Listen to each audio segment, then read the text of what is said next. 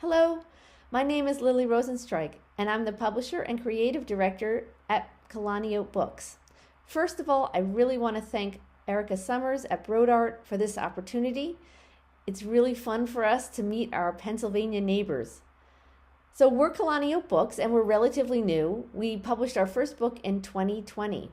We now have 22 books in print, and we generally publish 6 to 7 books per year in 2 lists. We focus on beautifully illustrated and beautifully produced books with Jewish cultural themes that highlight the diversity of the community. So I thought it might be a good idea to help you get to know us by showing you just a couple of backlist titles, and then we can move on to the current fall list. So let's start with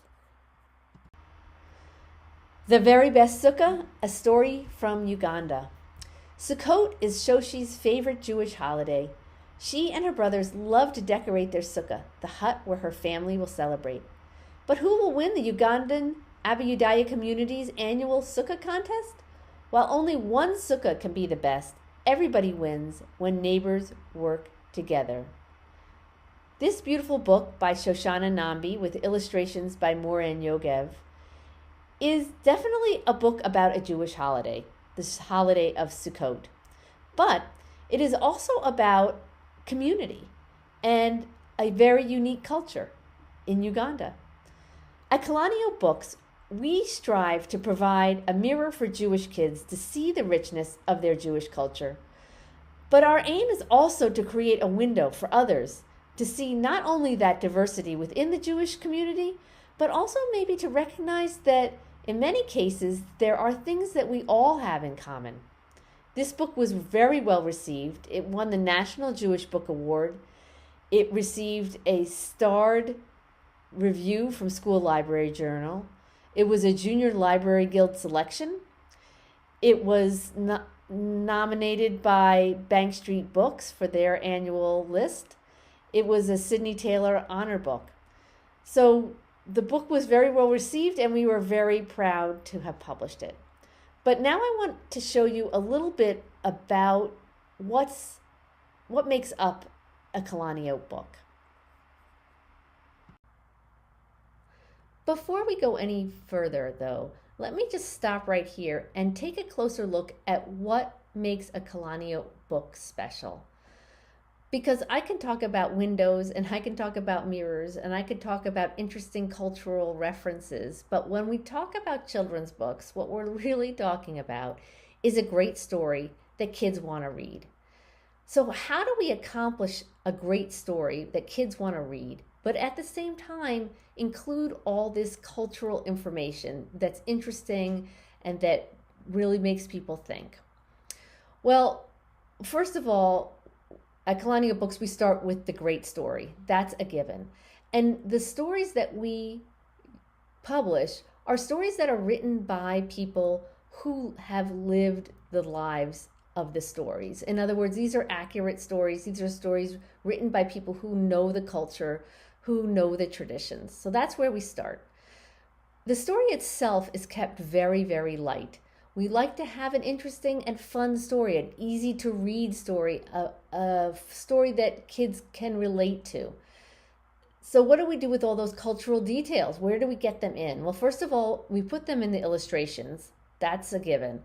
But we've also found that adding these notes pages at the back of the book are a wonderful tool.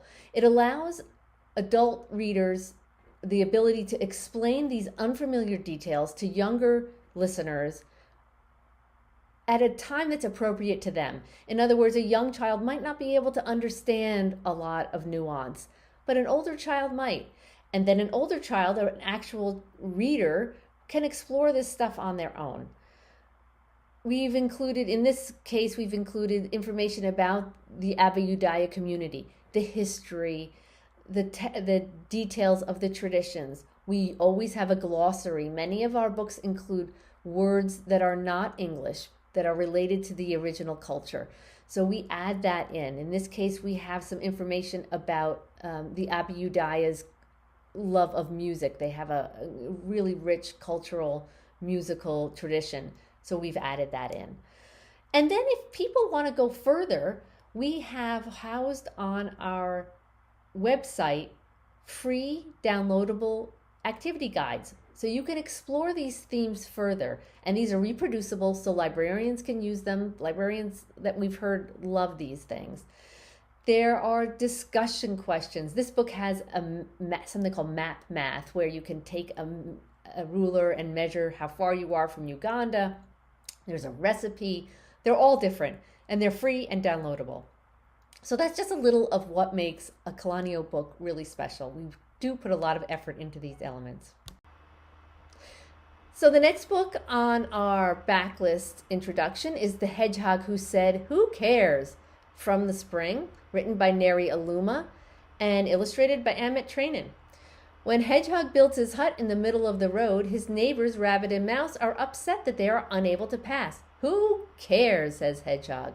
But when there's trouble, Hedgehog realizes just how important being part of a community really is. Whether caring for your neighbor or the planet we all call home, there is much to learn from the ancient Jewish teachings on which this story is based. So very universal values, including the ecological angle, which we tried to highlight with the production of the book. The book has been printed on forest stewardship paper, which is responsibly sourced.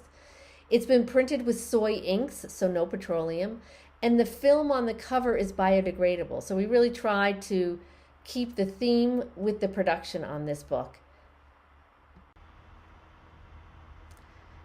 And here's another great book from our backlist from Spring with great universal values. This is 100 Rooms, written by Chaya Shenhav and illustrated by Yirmi Pincus.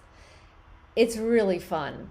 Is there such a thing as too much? Absurdity abounds when a man tries to live in his house of not 10, not 50, but 100 rooms. How can he sleep when his curtains are in his curtain room, but his bed is in his bedroom? How can he eat when his forks are in his fork room, but his table is in his table room? Ultimately, both our hero and the reader realize just how much is enough. As we continue to navigate our society's consumer culture, the themes in this book are an important reminder to both kids and adults that more is not always better. This really is a funny book.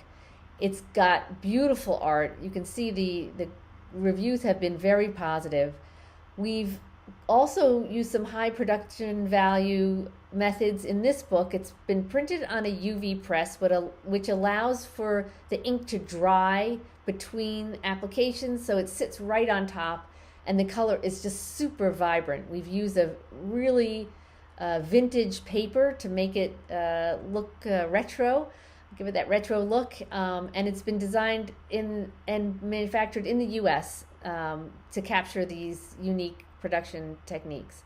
It really is a beautiful book. We're so proud to have published this one. So that's 100 Rooms. And now on to our fall 2024 list. Here is A Turkish Rosh Hashanah, written by Eitan Basari and illustrated by Zeynep Ozadali, who's from Istanbul. Raphael and his cousins are shopping in Istanbul's colorful marketplace for their family's Sephardic New Year's celebration. When a bully tries to get in the way, the children must work together. With a little New Year's luck and some help from a few four-legged friends, this Rosh Hashanah will be the best one ever. So we have a Jewish holiday story. This is the story of Rosh Hashanah, the Jewish New Year. It's also a story of Turkey in the 1890s. It's also a story about standing up to a bully. So there's a lot of content in there. It will interest many kids. It's a little early for reviews because it's still on pre-order, but for what it's worth, this book was a #1 new release in children's Jewish books on Amazon. And if we go by Eitan Basari's first book, A Persian Passover, which was set in Iran in the 1950s, it is sure to be a hit. This book was an Association of Jewish Libraries holiday highlight selection, and it got incredible reviews overall. The next book on our list is A Bright Light in Buenos Aires. It's written by Argentinians Santiago Nader and Paula Wegman. Feliz cumpleaños! It's Danny's birthday. He should be excited, but he's nervous. Will his classmates come to his party, or will they think the strange, bright light that follows him everywhere is just too annoying? Danny wishes he could be like all the other kids, but he realizes that he's perfect just the way he is. This is such an important story about finding what's important about yourself, what makes you special, how to share your own light with others. It also explores the language and culture of Argentina. There's a lot of soccer, there's a lot of food. It really has amazing details. It's bright, it's colorful. This will be a hit with many kids.